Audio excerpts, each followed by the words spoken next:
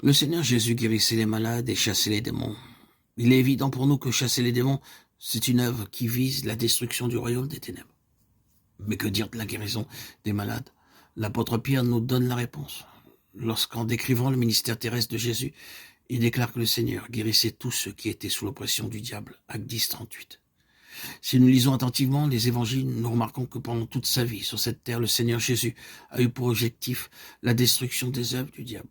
Par conséquent, son œuvre sur cette terre a eu des effets bien plus grands sur les démons que sur les hommes.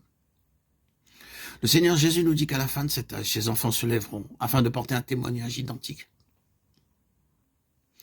Levons-nous tous pour proclamer la majesté du Seigneur Jésus comme jamais nous l'avions encore fait auparavant. Remercions-le, bénissons-le, mes frères et sœurs en Christ bien-aimés.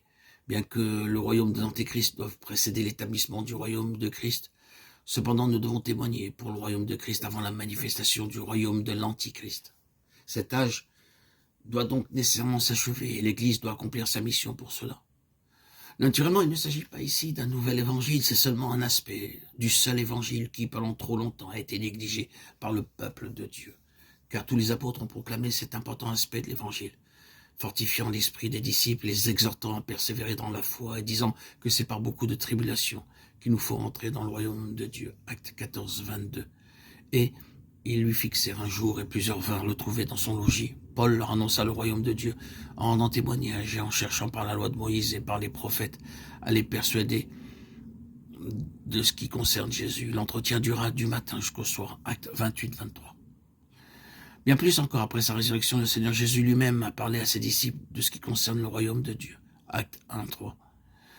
Si nous voulons continuer l'œuvre des apôtres, nous devons témoigner des mêmes choses qu'eux. L'Église a grandement oublié la victoire, l'autorité et le trône de Christ. Celui qui ose témoigner que Christ seul est roi et non pas Satan prêche réellement l'évangile du royaume des cieux.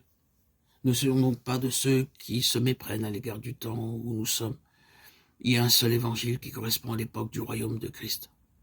En déclarant ces choses, nous ne disons pas qu'ils doivent être annoncé rien d'autre aujourd'hui. Nous voulons seulement souligner le fait que Dieu désire que nous prenions en considération cet aspect de l'Évangile. Nous devons affirmer et prendre position à l'égard de ce que Dieu a déterminé pour cet âge. Ce qui le préoccupe au terme de cette période, c'est la victoire de son Fils et l'exil de Satan. Si nous ne sommes pas un avec Dieu dans cette même pensée, c'est-à-dire si nous ne prenons pas garde à ce qui fait l'objet de l'attente de Dieu, nous n'accomplirons pas la volonté éternelle de Dieu. Et cela, malgré la grandeur de l'œuvre qui nous occuperait actuellement. Frères et sœurs en Christ bien-aimés, si tel était notre cas, nous serions bien loin du désir de Dieu. Que Dieu nous préserve et prions pour ne pas nous trouver dans cette situation. Et remercions le Seigneur pour nous avoir éclairés et donné le discernement de ces temps que nous vivons.